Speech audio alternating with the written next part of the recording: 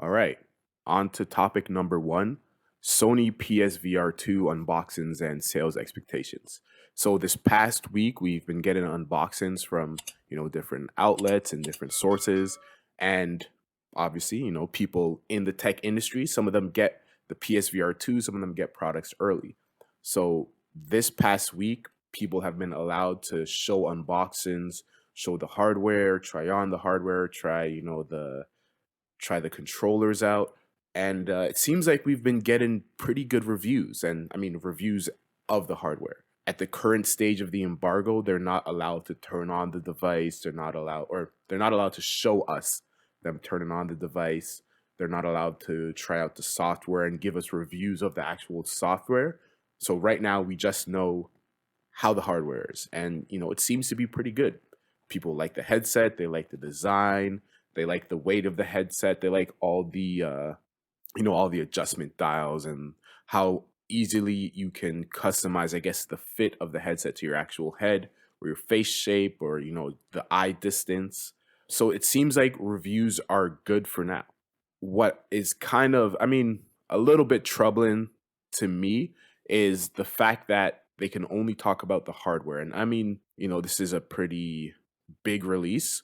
I think what the PlayStation VR1 came out in 2016. So it's been quite some time since we've gotten a VR headset from PlayStation. But what this kind of in the back of my mind, I'm thinking of the Surface Duo 1, right? Where at one point, reviewers could only talk about the hardware and they couldn't turn on the device and they couldn't power it up and they couldn't give us their impressions of the hardware.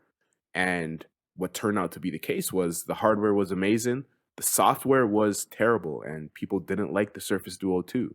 So when I hear that reviewers are only allowed to talk about the hardware right now, they can't talk about the software, they can't talk about the playing experience, I'm a little bit nervous. But it's a VR headset that's been in production for quite some time. So I'll give PlayStation the benefit of the doubt for now. But my question to you, from the unboxings that you've seen and the reviews of the hardware, what are your thoughts on the hardware for the PSVR 2? And are you as worried about the software as me, or is that just kind of me being pessimistic? No, I do think some of the worry around the software is founded. In particular, like obviously, there's going to be the flagship title from Sony Studios with Horizon Call of the Mountain, I believe it is. Yep. And that is going to be, a Horizon esque game in that universe, but fully playable in VR. And it's supposed to be a pretty good game from the previews that we've seen so far. So this is the interesting thing. Prior to these headsets being sent out, there were preview events specifically for that new Horizon game in VR, where people got to test out the controllers and test out the headset, and those were very positive. There was also another preview event where people got to play a free upgrade of Gran Turismo 5 fully in VR. It's only for single player, so no split screen, but you can play completely in VR, any track, any car with the PSVR 2. And once again, those previews have been very, very positive. Where I think you are absolutely right in terms of being worried about software experience with the PSVR 2 is outside of those games. A lot of the games that are coming to PSVR 2 are games that either existed already on PSVR 1 that you'll have to rebuy because you won't be able to just take your previously played games from PSVR 1 and play them on PSVR 2. You have to completely buy them again. But then worse than that, a lot of those experiences are also just ports from what we got from the Meta Quest and the Meta Quest 2. And that is a much cheaper device than the PSVR on its own, and is also a completely standalone device without any cables and without the need of a PS5. So I think when there are significant impressions on the software, there could be a lot of people saying, hey, these flagship experiences from Sony, they're great, but there's only two of them. All of these other experiences are exactly identical to what you can get on a Quest that's like a third of the price than the package of this and a PSVR 2. And I don't think that's a narrative that Sony wants out there Hmm. before the product is out because they want people to buy this thing. Now that being said, I do think people can kind of see that. They can already tell that there's a software problem for the PSVR 2. And it's interesting because Sony is not really. I don't know if you've been seeing much advertisements, but I've been seeing no, YouTube or television advertisements other than YouTubers talking about their unboxings of this device. And it makes it seem like Sony does not want to invest any more money into promoting this device because maybe they know that either VR isn't the place to go, or this particular VR experience isn't worth the price right now. And if it's not worth the price now, what's going to convince developers to make dedicated software for PSVR 2? So yeah, I think right now, if I'm Sony, what I want to do is I want to call Valve every single day until they finally say, "Fine, we'll bring Half-Life Alex to the PSVR 2," because I think that's the one thing that can turn this whole thing around. But that being said, I do think there is some optimism to be had if you're a fan of VR and you're a fan of PlayStation.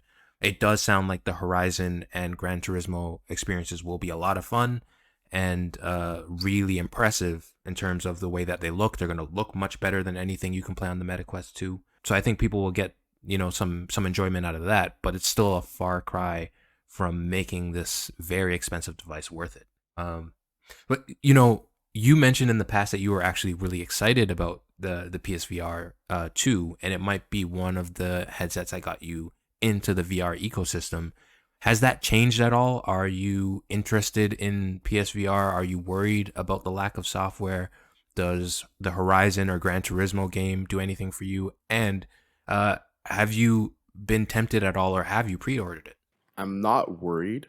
I am definitely still interested in trying the PSVR 2 out. Hmm. And, you know, out of the games, Horizon would be the one that interests me more than Gran Turismo. Okay. Um, am I going to pre order? No, I'm not going to pre order. I'll probably wait a bit. I'll probably wait after the first year. And then after that, I'll get into it. But, speaking of pre orders, the sales expectations for the pre-orders for the first, quarter of the PSVR 2 haven't been good. Hmm. I guess not as many people were pre-ordering as they expected, and it seems like they've cut their expectations for the first quarter of sales. They've cut it in half from 2 million to 1 million units, which is a pretty big, pretty sizable cut. And it seems like, as you mentioned, it's not a cheap device, right? It's $549, which is more than the actual PlayStation 5.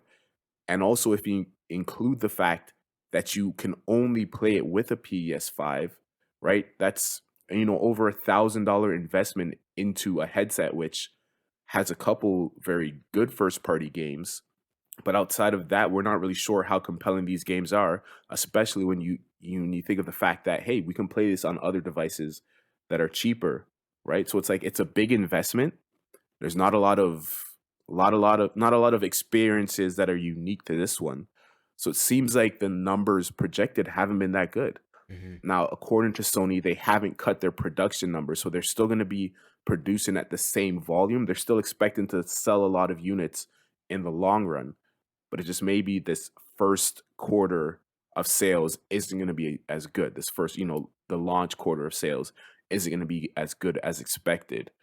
And according to Sony, they expect in the first year, so from April this year to March of next year, March of 2024, they expect to sell 1.5 million units, which is, it's a sizable amount. But when you think of, okay, they were originally expecting to sell 2 million units in the first quarter, and now they're expecting 1.5 million units for like a whole year. It's not looking good for the outlook of PSVR 2, right? So you brought up a good point. It's going to be hard to encourage developers to build games for this thing, to build out experiences when you're expecting to sell half of what you originally expected to sell, right? It's going to take you a year to not even sell what you expected to sell in the first quarter. So it's like, why are we going to put all this work into developing a game that no one's going to play and no one's going to see? So I am a little bit worried.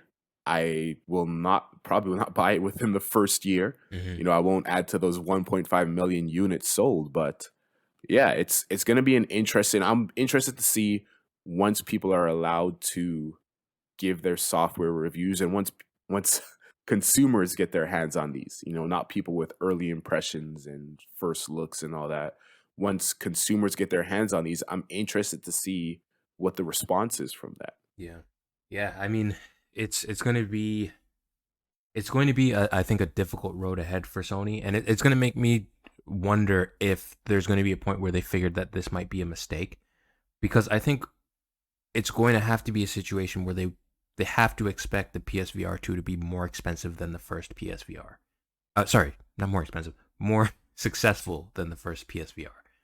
Yeah. But if that doesn't happen, I mean, that's just probably a sign that PlayStation VR is a failure, and it needs to go away. Similar to what Sony did with their handhelds, right? The PSP came out, it was pretty successful, but had issues with piracy and all that stuff. So they bring out the PS Vita, and that was not really all that successful, especially not compared to something like the Switch, which has now become, I think, either the fourth or the third best selling console of all time. So it's one of those situations where, just like the Vita, if this does not catch an audience, there may not be a PSVR 3.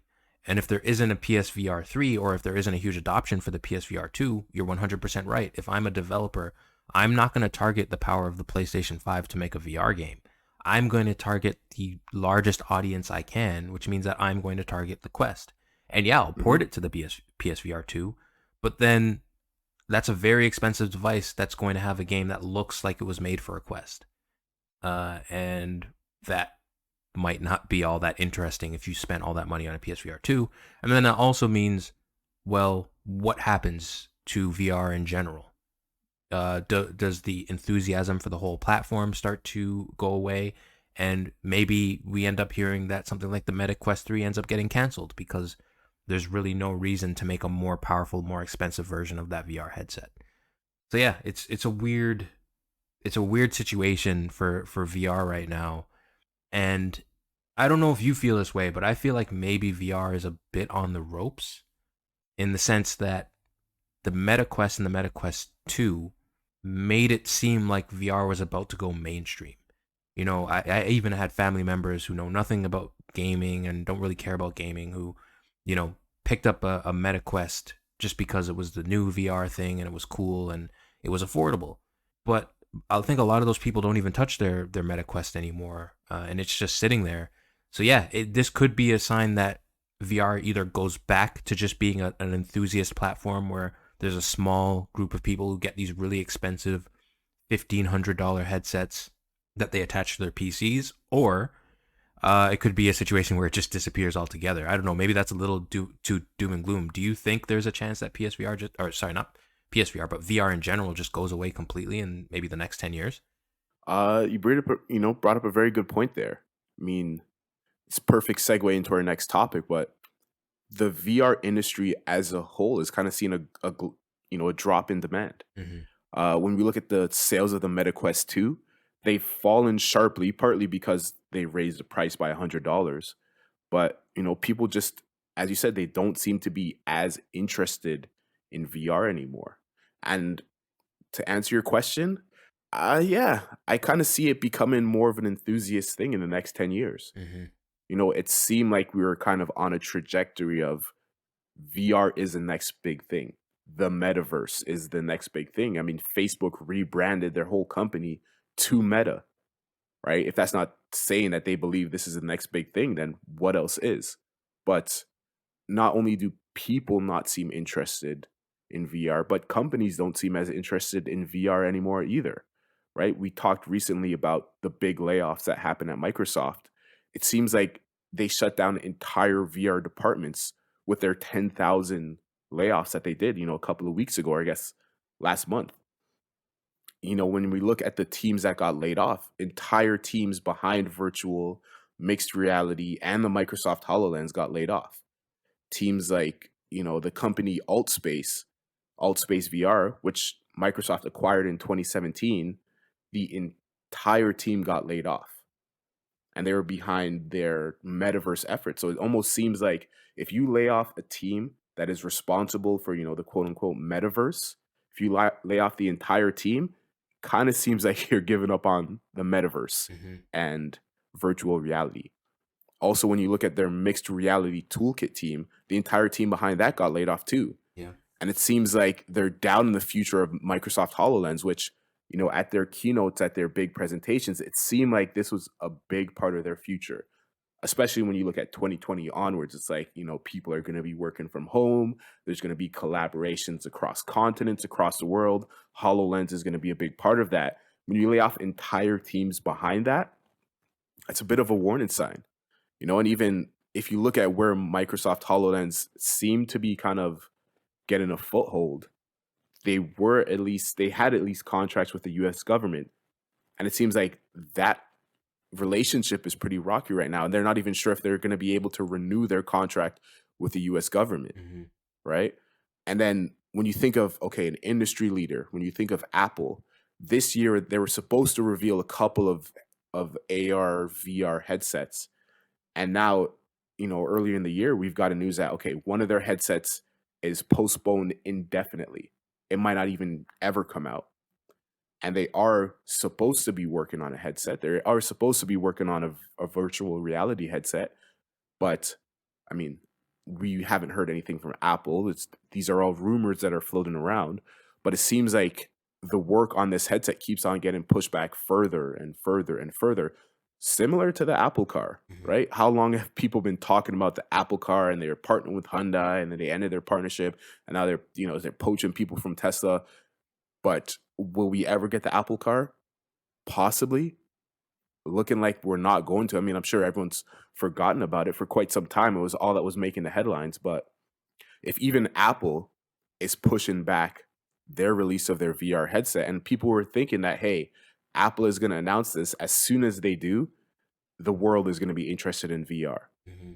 Because whenever Apple gets into a product category, when you look at the smartwatches, when you look at the earbuds, whenever they get into a product category, the world becomes interested in it, and the world will follow. So I'm sure companies like Microsoft, like Meta, were thinking that we want to get into this before Apple does, so that when Apple brings everyone into the VR space, we already have hardware there. We already have a foothold. We already have, apps and games and things that people want to play in VR. So when Apple gets everyone interested in it, it's gonna lift us up too. Yeah. But if Apple isn't even coming out with it, if Meta's canceling, if they're laying off entire teams behind the metaverse, behind virtual reality, it's not looking good for the VR industry.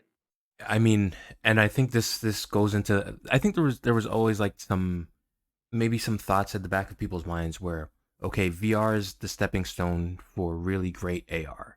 And AR is going to be the best of both worlds in terms of being in the real world, but also being in a virtual reality space. And that's going to be the stepping stone. But if you remember, like, it was just about a year ago, actually a little less than a year ago.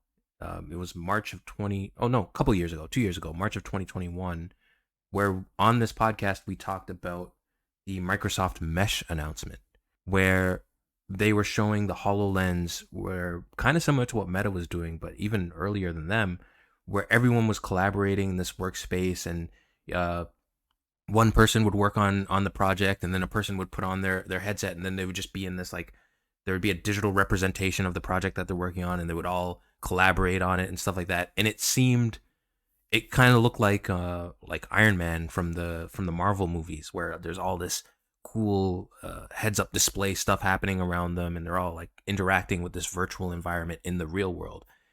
And I think we were really positive of it. We're like, yeah, if this is something they could actually pull off, this is incredibly cool.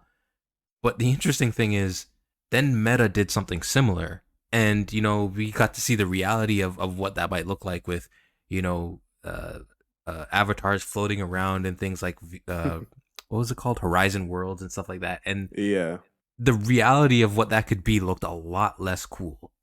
And I think a lot of maybe that was just kind of like a reality check for a lot of people. Like, maybe this isn't something that we actually want. Maybe it's not as cool as we thought it was, or Microsoft and Meta made it seem like it could be. So I don't know. Maybe this could just be a situation where it's like a reality check, where we're starting to see the reality of this tech and how far it can go, and really not as far as we maybe want it to. Or maybe it could just be a situation where this stuff isn't all that exciting to begin with. And you're right. Microsoft got rid of practically their entire AR, VR, HoloLens teams. and this project pretty much does not exist in their office spaces right now. I mean, they're still advertising the HoloLens and talking about selling it, but you got to wonder how long until we get an announcement that HoloLens is gone and won't make a return. And it's kind of like what we were talking about with the layoffs, right? Is this, when that happens, is that just the beginning? Do we start to hear that, you know, the Oculus section of Meta is going to start winding down, and maybe, they're just going to support the products that they have and they're not going to be developing new stuff? Because it was just a few months ago where right after the Meta Quest Pro was announced, they slashed the price by $400 in the US and Europe. And people were like, "Well, what, this thing just came out. How are you slashing the price already?" And they said, "Oh no, it's just for a week. It's just a promotional thing." But that's kind of scary, right? If you just bring out a brand new flagship product and you have to slash the price to promote it, I mean, that's not a good sign for the segment overall. And No. I don't know about you, but I thought the Meta Quest Pro was actually really exciting, especially with the controllers that track themselves. I thought that was a pretty big step up for no cables and not needing lighthouses and stuff like that for VR. But yeah, I don't know.